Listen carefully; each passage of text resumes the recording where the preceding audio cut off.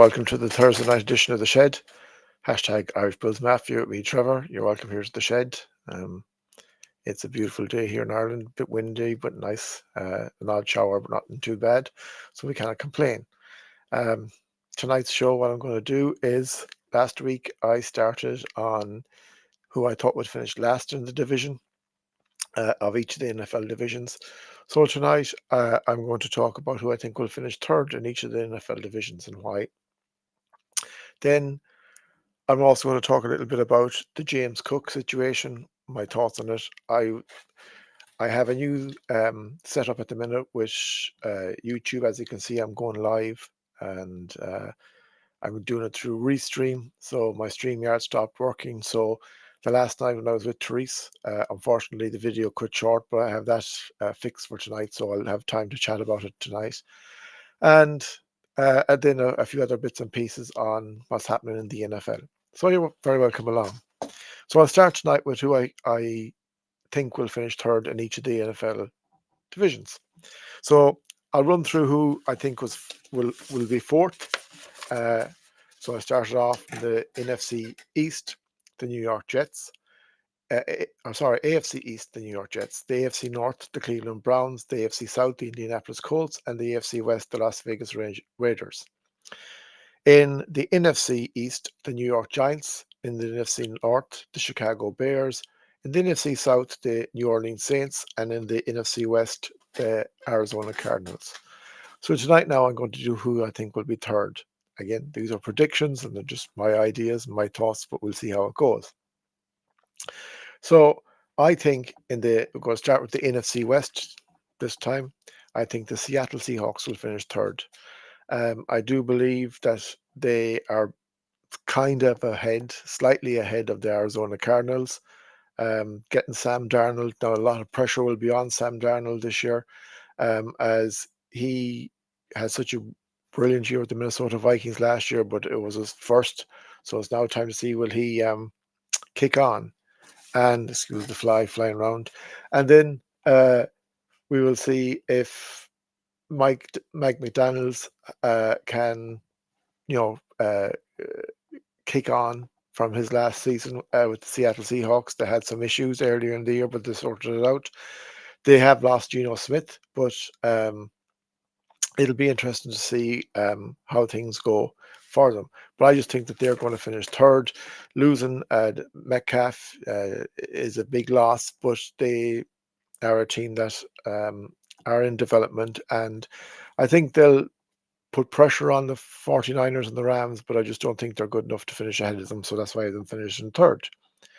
In the NFC South, I have gone for the Carolina Panthers, and I have them stepping up from last year because I think Bryce Young will kick on. I think they've strengthened a bit to give him a chance to kick on. And I think Dave Canales has to show some improvement, or he could be under pressure there. It is a huge year for Bryce Young. Andy Dalton is still there with him as of now. So Andy came in last year. Luckily for Bryce Young, Andy got injured, and that's how he got back in. But when he came back in, Bryce Young was a different player. He was the player that was in college. And hopefully for Carolina fans, hopefully we will see the real Bryce Young, because when he does play, he was awesome. But it's just to get him to play. So hopefully that will kick on. And I do believe they'll have a way better season than last year. It's a division any of the four teams can win. Like I said, I just think the Saints are the weakest right now. I think the Carolina Panthers right now are third. But if they go on a run, it's something that could happen, that the Carolina Panthers go on, kick on and win it. It wouldn't surprise me either. But right now, I have them in third place. In the NFC North, I have the Minnesota Vikings finishing third. And a lot of people are going to go, wow. Okay. I have seen people who know a bit about NFL tip the Minnesota Vikings to go to the Super Bowl. And yes, they have some brilliant weapons. They are going to be without Addison for 3 games. But the reason I have them third in their division for this year is basically down to we don't know what JJ McCarthy is. And we are hoping that JJ McCarthy is the quarterback everyone wants and delivers. But until we see that, I cannot go and say he's ahead of Jordan Love. I cannot go ahead and say he's ahead of Jared Goff. That the Vikings are ahead as a team of either the Green Bay Packers or the Detroit Lions. So until I see that, right now I'm saying that the Minnesota Vikings are third. Kevin O'Connell is a brilliant head coach. He has got the best out of Kirk Cousins 2 years ago. He got the best out of Sam Darnold last year. So I'm sure he'll get the best out of JJ McCarthy. It'll just be whether JJ McCarthy is the man or not. And I hope he is. For Minnesota fans, they are coming to Dublin, and like it's something to be excited for. So we will see how it goes. Addison's apparently his first game back will be the Dublin game, so it'll be interesting to see, and it'll be an interesting one uh, to see how will JJ McCarthy take on to that offense, because they have a very strong defense. I just think right now that the Green Bay Packers and the Detroit Lions are ahead of the Minnesota Vikings, but time will tell. It is a big call. And finally, then in the NFC, we go to the NFC East, and for the third place, I have the New York Giants last. I have the Dallas Cowboys third. And with the fiasco that's gone on with Micah Parsons um, and Jerry Jones, uh, if the Giants had any bit of kick on them at all, I'd have the Dallas Cowboys finishing last. I've seen a lot of people have their thoughts on this last week, the last few days, where they're saying it's just business and it's nothing that they're not used of, and that time will come along that Micah Parsons is under contract. He'll still have to play for the Dallas Cowboys this year, and that they'll probably franchise tag him next year. So he'll end up in 2 or 3 years before he gets a contract where he deserves. And like, it's a bit of a joke. You've got one of the best defensive players in the NFL. He is a guy that has delivered every single season, is improving.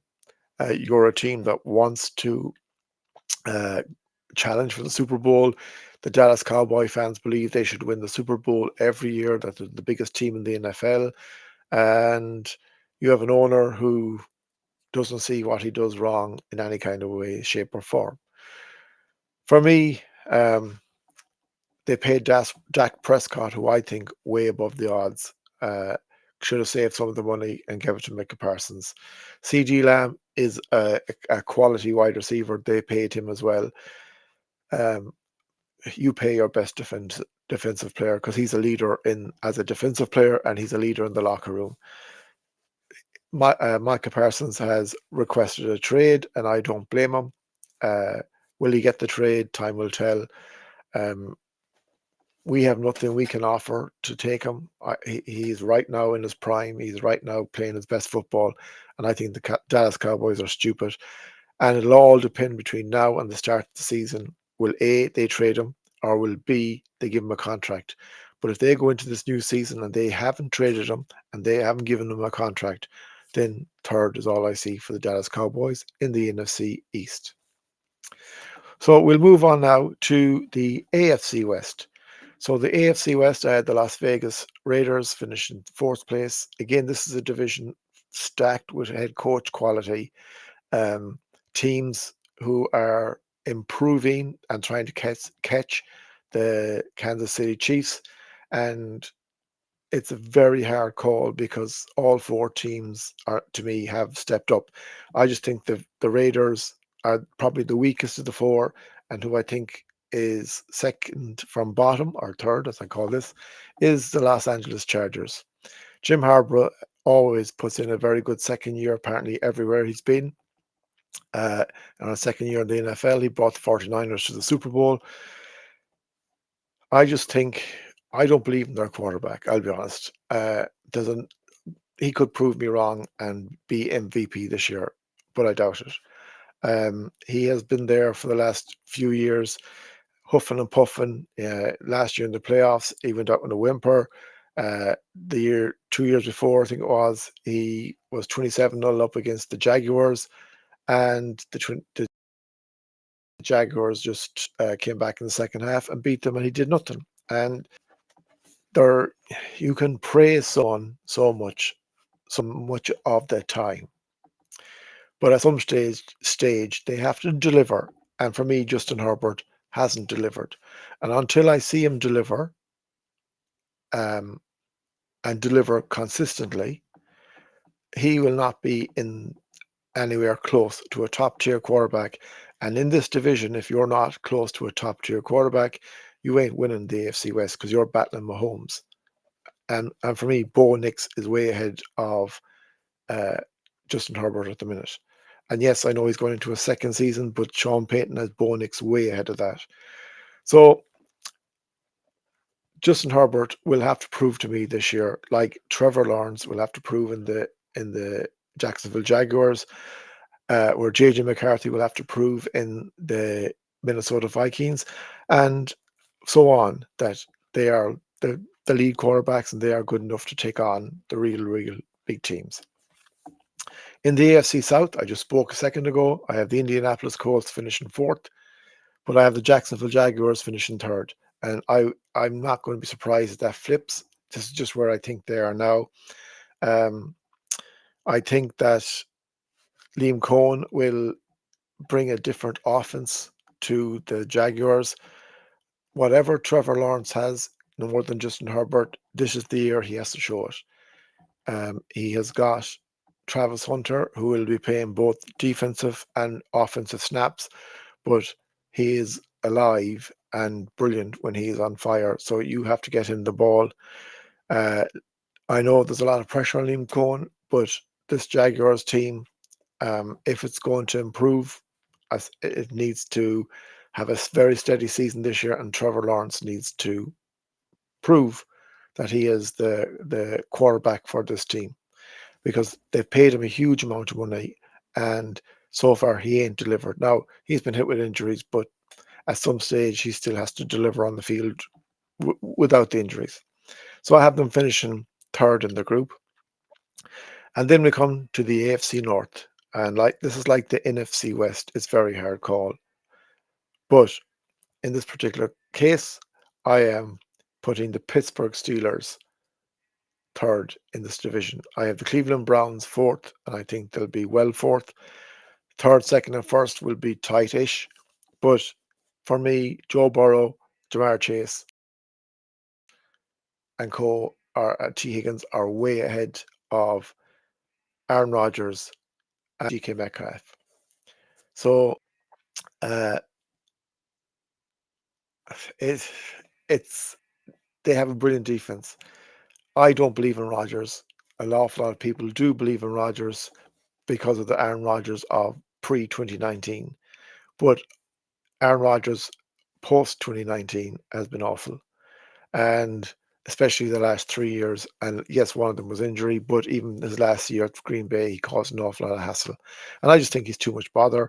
And I think at some stage this year, Mike Tomlin will go and say, "What the hell have I done bringing him here?" And he'll just want the end of the season to happen, and hopefully it doesn't cost him his job. But if they don't get to a playoff, and if they don't win at least one playoff game, Mike Tomlin has put all his eggs into Aaron Rodgers' basket, and I don't believe Aaron Rodgers is the man. And finally, the AFC East. I put the New York Jets fourth, and I have a toss of a coin because I also believe the Miami Dolphins can be fourth, but I have them as third. Only because Aaron Glenn is starting with the Jets, and Justin Fields apparently has had a bad few days at practice, and Justin Fields, no more than a few of these other guys, needs to prove themselves this year. But comments came out this week from Tyreek Hill saying that the last 3 seasons with the Miami Dolphins, he doesn't understand what they're doing in offense. Now, that's your top wide receiver. That's one of the top wide receivers in the NFL. Mike McDaniels, for me, is not a, a head coach I would do anything for. I have watched his Hard Knocks, and yes, they only give you the good bits, a few of the bad bits, but most of the good bits. And the good bits I seen wouldn't inspire me. He's a best friend, put your arm around, come on, blah blah blah. But he ain't good enough to when the shit hits the fan to get you out of any bother and lead your team. He's done it. He fell apart. The team fell apart 2 years ago when they had the Bills as the last game of the season. They had a 3 or 4 game lead on us. We were having a very bad season, and we pulled it back. The last game in Miami, a home game, they won it. They won the AFC East, and they lost it. They went to the playoff. They went to the playoffs anyway, but they went to Kansas City. And on that night, we beat them and beat them quite easily. And the thing is, when pressure comes on, these boys don't deliver. I hope Tua has a healthy season, because if Tua gets injured on them, they're finished. And they showed that last year when he was out for the number of weeks he was, even with Tyreek Hill, Jalen Waddle, and their running backs, they fell apart. So Zach Wilson is their backup quarterback. So if he kicks in and Tua gets injured, well, good night, Irene, and they'll be finishing fourth, not third. But right now, I have them finishing third, and I think that's as good as they can look at this year. And I think then that'll be the end of Mike McDaniels, but I could be wrong. So I'll run through who I think is finishing third in the 8 divisions. In the NFC West, Seattle Seahawks. In the NFC South, Carolina Panthers. In the NFC North, Minnesota Vikings. In the NFC East, Dallas Cowboys. In the AFC West, Los Angeles Chargers. In the AFC South, Jacksonville Jaguars. In the AFC North, Pittsburgh Steelers. And the AFC East, Miami Dolphins. And they are the 8 teams I think will finish third. I don't know will any of them get into a playoff position, but that's where I see them finishing in their divisions. It all depends on how the season runs. So now, that is that. So we'll move on to the news during the week, where I was talking to the week, but unfortunately our video cut short, so I'm going to do it now. What is going on with James Cook? So James Cook, to me, is a brilliant running back. He has improved every season from his rookie season, and he is a guy that is there or thereabouts as one of the top running backs in the NFL. James Cook wants a deal in Derrick Henry's money. Now, Derrick Henry's money is earned by Derrick Henry from his time with the Titans and now his time with the Ravens. And Derrick Henry, James Cook is a brilliant running back, but isn't a beast. Saquon Barkley has earned his money from carrying the New York Giants and then delivering for the Philadelphia Eagles and winning the Super Bowl. James Cook has not done this yet. But James Cook on mini training camp trained. In training camp, went on, showed up but went on strike, basically. And when asked about it, it was business. And when he trained the next day, it's business. Now, there has been rumblings, and I've listened to shows and podcasts and read stuff where there is talks going on and they're not far away. Apparently, Tom Pelissero said from NFL Network that the deal isn't far away. Both teams are working on it, but there's still stuff to be done. But this week gone by, the Los Angeles Rams running back Kyren Williams, he signed a 3-year deal. Kyren Williams is from the same draft class as James Cook. He signed a 3-year deal for $33 million with $23 million guaranteed. So that averages out at $11 million a year. So James Cook is looking for $15 million a year, and Kyren Williams is at $11 million a year, and he is something similar to what James Cook is. So whoever is advising James Cook, what they need to do is look at the two pictures and say, one is we're dreaming and the other is more realistic. And they need to say, well, we're going to wake up, smell what the rock is cooking, and become more realistic. Because the Bills, if they pay $15 million for a running back that has one brilliant season, hasn't like Derrick Henry have built himself up over having great seasons and great season and great season, or Saquon Barkley over delivering a Super Bowl, or Christian McCaffrey over building up at the Carolina Panthers and driving on then at the San Francisco 49ers and bringing them to a Super Bowl game. Now I know he was injured last year, but he had his deal done.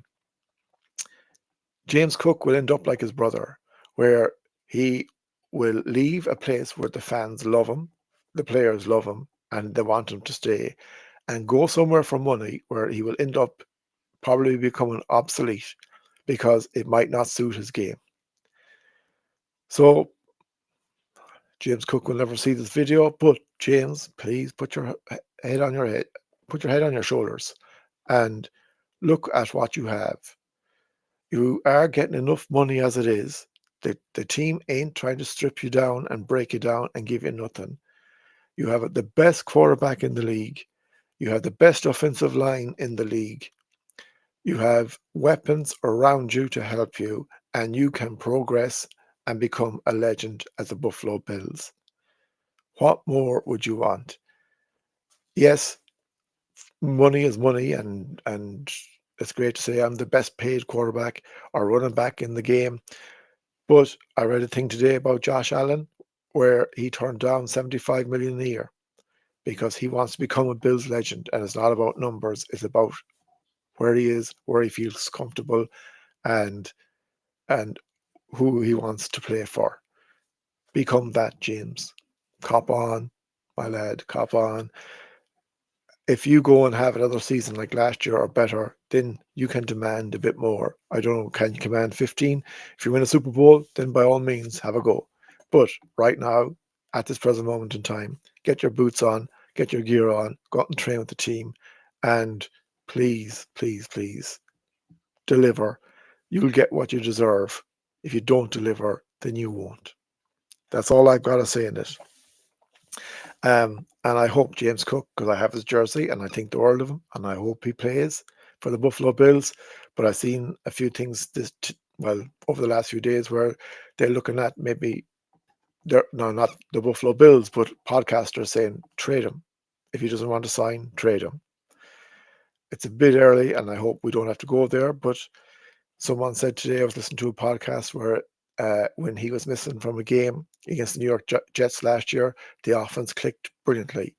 When Kahil Shakir was missing from a game against the Houston Texans, the offense stuttered. So I hope, James, you sort it out, and I hope you are Buffalo Bills. But until then, let them talk behind closed doors. Put your gear on, practice with your team. I seen Sean McDermott said today, it's next guy up. Well, if you go to the end of the line, you could be a long time waiting to get back in. So up to you, James. Best of luck. Um, I also seen during the week where the Cleveland Browns signed another quarterback, Tyler Huntley, to the roster. So they have 5 quarterbacks now. They have Shador Saunders, Dylan Gabriel, Joe Flacco, Kenny Pickett. I know Kenny Pickett's injured, and now Tyler Huntley. And I don't know. Um, I was watching a bit of some of the sports shows, and they're on about it. And you've got 5 quarterbacks. You can keep 3 max.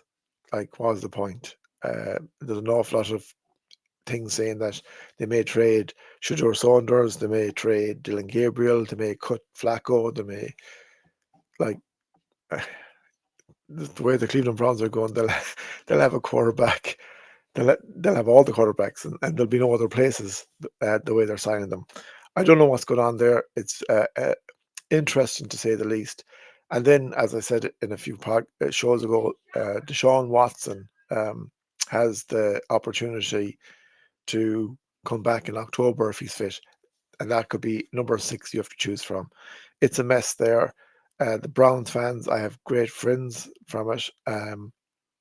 From there, I'm awful sorry for you because it's a show that just keeps entertaining other fans, but keeps knocking you around, which isn't right. Especially after Miles Garrett signs his big contract and is looking forward to the new season. It's a pity that it's a pity that you're going to go through what you're going through. I spoke about the Micah Parsons contract. I think it's a joke. Um, it's a pity. that he has to go through that. If there was a way that the Bills could get him, um, it would be great. But I'm happy with our pieces. I'm happy with what Sean McDermott has in defense, and I was seeing that it could cost teams a first round pick this year, first round pick next year, a second round pick. Sorry, first round pick 2026, second round pick 2026, first round pick 2027, and a fourth or fifth round pick in 2026. That's some of the teams, and then there's wages. So I don't know, would you give that up for one player when you may need to restructure some of the other players in the team? And one other thing, then going off what I haven't seen the Hard Knocks video yet, so I'm still waiting to see it. But I have heard different people on about it, and the one of the great things that's come out of it is everyone has seen the real uh, Dion Dawkins, and there's nothing but praise for this man. What a leader he is in the team, what a leader he is in the dressing room, in the offensive line, the whole dressing room, the uh, the whole Buffalo Bills franchise, and the Buffalo community. And Dion Dawkins is a bubbly character, and he's a guy that really cares about Buffalo. He really cares about the Buffalo Bills, and he is a joy to have. And it's great that the world gets to see this because um, it needs more. Like he will make you smile, but when he goes out in that field, he gives 110%. So it's brilliant to see that. Um, Keon Coleman is showing up huge in training camp. I think Josh Allen and himself are finally working out what's going to happen. Uh, it's also some of it will be shown on Hard Knocks, but it's a brilliant thing to see that the rookie is finally becoming, the player he should he will be. He did well. I thought he did well last year. It's just now to kick on, and in them big games for him to um, become the player he should. And then, as I said, it was I was talking to Therese Tuesday night. It was Marv Levy's 100th birthday last weekend. Happy birthday, Marv! A belated birthday. 100 years of age, but this is a guy that has, you know, he put Buffalo on the map. He brought them to 4 Super Bowls. He is a guy that, when he's in the stadium and when he makes a speech, you listen to it, and when he goes, "Where else would you rather be than right here, right now?"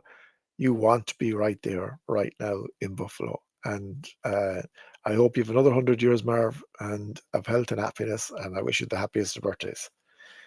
So, my friends, that is the video for tonight. I'll be back with Therese on Tuesday night.